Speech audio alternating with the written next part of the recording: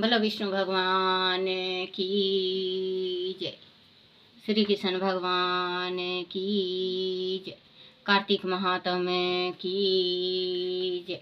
कार्तिक महात्म्य 12वां अध्याय। श्री नारद जी ने कहा, तब जलंधर को अपनी खोज में आते देखकर इंद्र आदि देवता भय कपित होकर वहां से भी भाग निकले। भाग कर वह वैकुंठ में भगवान विष्णु के पास पहुंचे। फिर देवताओं ने अपनी रक्षा के लिए उनकी स्तुति की। देवताओं की उस दीन वाणी को सुनकर करुणा सागर भगवान विष्णु ने उनसे कहा, देवताओं, तुम भय तो त्याग दो। युद्ध में मैं शीघ्र ही उस जलंधर को देखूंगा। ऐसा कहने के साथ ही भगवान गरुड़ पर जा बैठे। तब देवताओं सहित उन्हें युद्ध क्षेत्र की ओर प्रयाण करते देख समुद्र तन्मय लक्ष्मी के नेत्र में जल भर आया और उन्होंने कहा, हे नाथ आदि, मैं सर्वदा आपकी प्रिय हूँ और भक्त हूँ, तो मेरा भाई आप द्वारा युद्ध में कैसे मारा जाना चाहिए।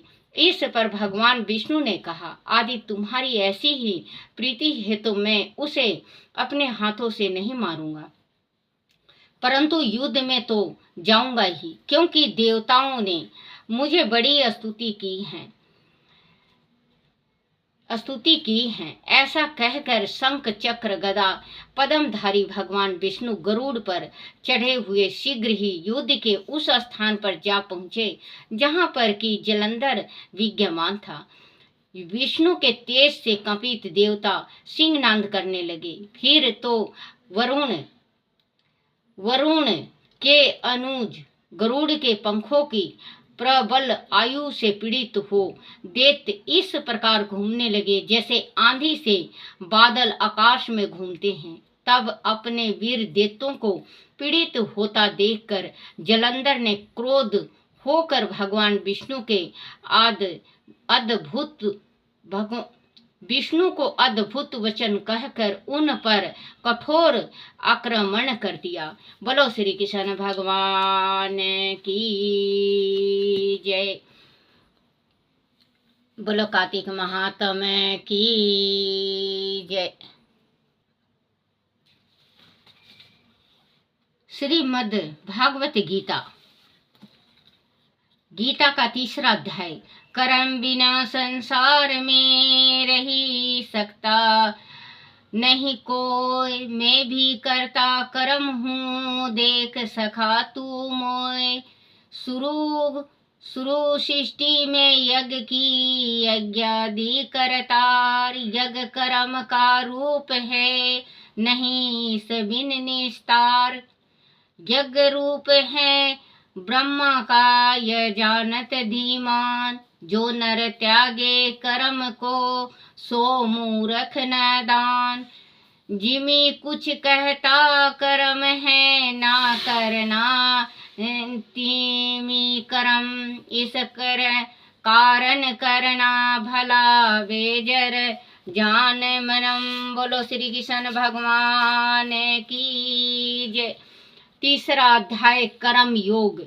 अर्जुन बोला कि हे केशव, एक ओर आप ज्ञान को श्रेष्ठ बता रहे हैं तथा दूसरी ओर मुझे युद्ध करने के लिए भी प्रेरित कर रहे हैं। ये दोनों ही विपरीत हैं। कृपा करके एक बात ही आप निश्चित करके कहें जिससे मेरा कल्याण हो।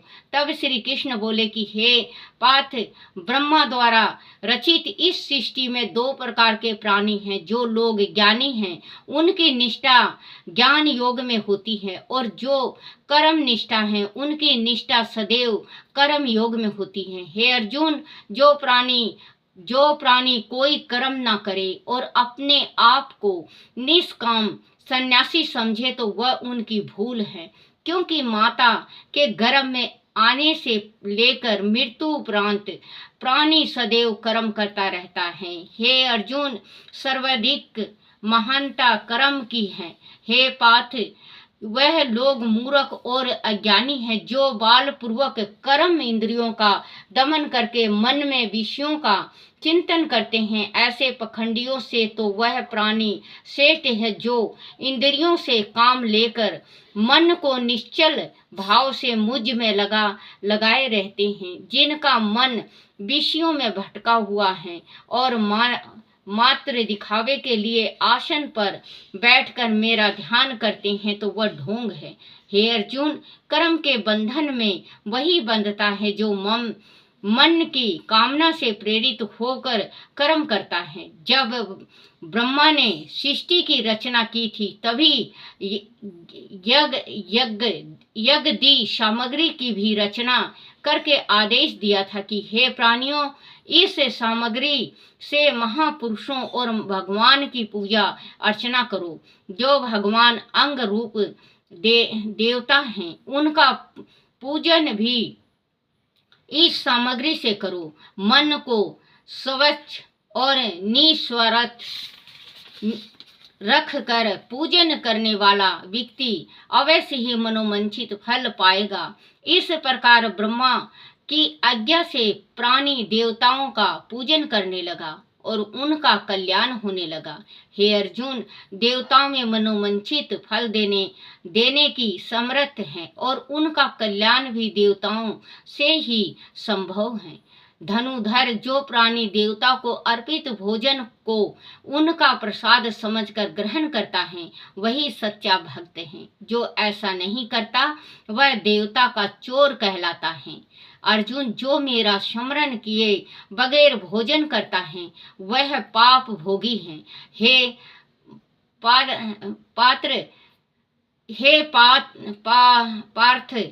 हे पार्थ, प्राणियों की उत्पत्ति अन्न से होती है, अन्न की उत्पत्ति मेघ से होती है। यज्ञ द्वारा मेघ आकाश में मंडराते हैं। यज्ञ करने की विधि वेदों एवं मंत्रों द्वारा जानी जाती है और वेद परम ब्रह्मा से उपजे हैं। इसीलिए प्रतिदिन यज्ञ द्वारा सर्वव्यापी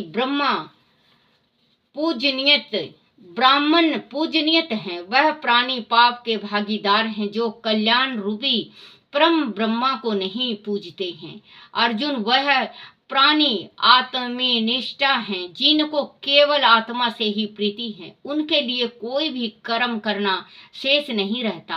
आत्मा निष्ठा का सृष्टि के अन्य जीवों से किसी भी प्रकार का कोई प्रयोजन नहीं रहता। इसीलिए हे अर्जुन, तू भी प्रतिदिन आसक्ति रहित कर्म कर। आसक्ति रहित कर्म से ही परम तत्वों की प्राप्ति होती है। हे अर्जुन, राजा जनक आदि से लेकर बहुत से प्राणियों ने आसक्ति रहित कर्म के द्वारा ही अपना कल्याण किया।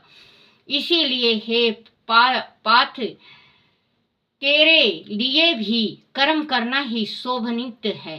हे कुंती पुत्र, तीनों लोकों में मेरे करने योग कोई कर्म नहीं है, फिर भी मैं संसार के कल्याण के लिए नाना प्रकार से शुभ कर्म करता हूँ, केवल इसीलिए कि मेरी प्रेरणा आपका संसारिक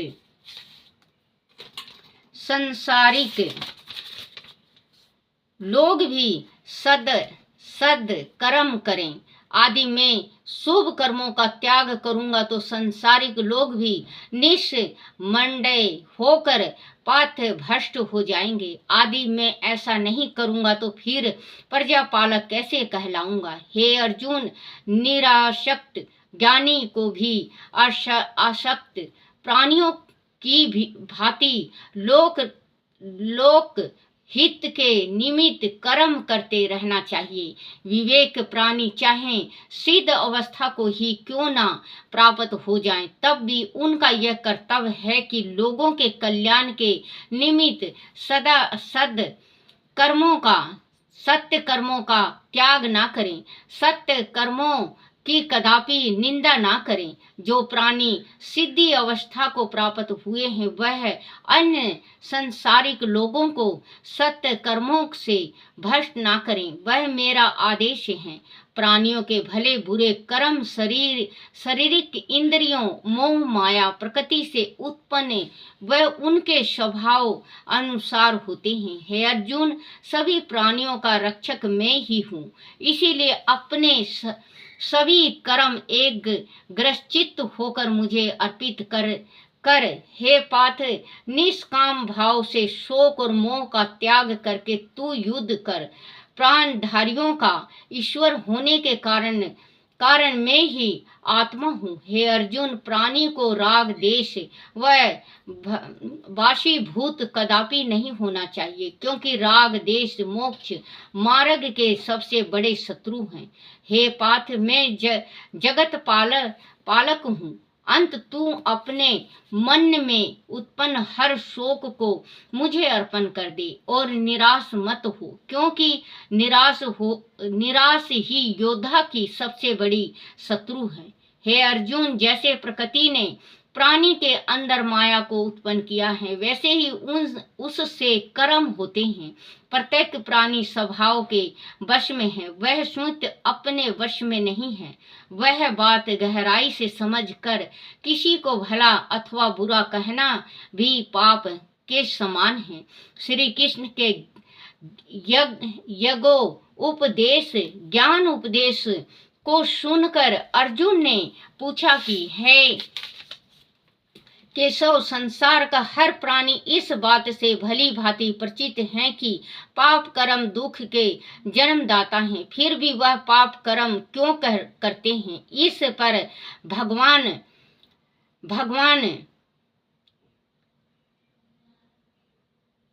जन्मदाता है, फिर वह पाप कर्म क्यों करते हैं? इस पर भगवान श्री कृष्ण ने कहा कि हे कुंती पुत्र, काम क्रोध की उत्पन्न राजोगुण से होती है। जिस प्रकार अग्नि तृप्त नहीं होती, उसी प्रकार काम भी अतृप्त रहता है। काम प्राणी का आदेश शत्रु है। इनका निवास प्राणी के शरीर, मन और इंद्रियों में होता है। सर्वप्रथम मन में काम की भावना जागृत होती है, उसके पश्चात इंद्रियां सजग हो जाती हैं, परंतु आदि किसी कारणवश काम की पूर्ति नहीं हो पाती, तब क्रोध उत्पन्न होता है। मनुष्य परिणाम जाने बिना ही दुष्कर्म कर बैठता है। हे कुंती पुत्र अर्जुन, काम और क्रोध ही प्राणी को भ्रमित करते हैं, जिनके फल स्वरूप वह बड़े से बड़ा दुख भोगता है। हे अर्जुन, मुझे ना पहचानने का अज्ञान प्राणी के अंतर मन में छाया रहता है। जिस प्रकार अग्नि को धुआं ढक लेता है और धूल दर्पण को ढक लेती है, उसी प्रकार काम और क्रोध ने प्राणी के ज्ञान को ढक लिया है। यह दोनों ही प्राणी के दुश्मन हैं। इसीलिए हे अर्जुन, सर्वप्रथम तू इंद्रियों को अपने वश में कर। हे पार्थ, जो मनुष्य अपनी बुद्धि और विवेक द्वारा काम, क्रोध तथा लोभ पर विजय पा लेता है, वह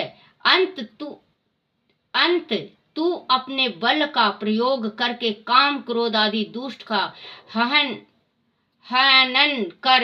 यही से तेरी विजय का श्री गणेश होगा। बोलो श्री कृष्ण भगवान की जय हो। तीसरा अध्याय का महात्म गीता का।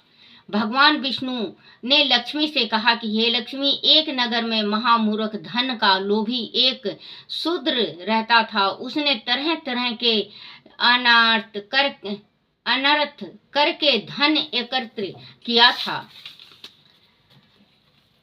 फलत वह मांस, मदिरा सेवन वह पराई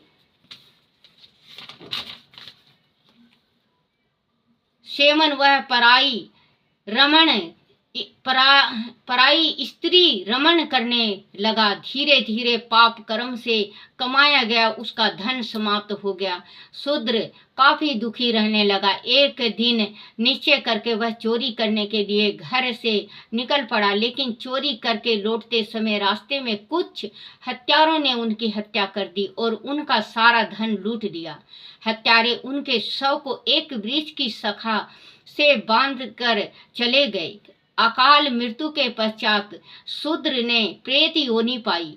देखो बच्चों, जो अकाल मृत्यु मरता है उसका प्रेत की योनि मिलती है, उसको प्रेत की जिंदगी मिलती है, वो भटकता ही रहता है, वो उसको मोक्ष नहीं मिलती।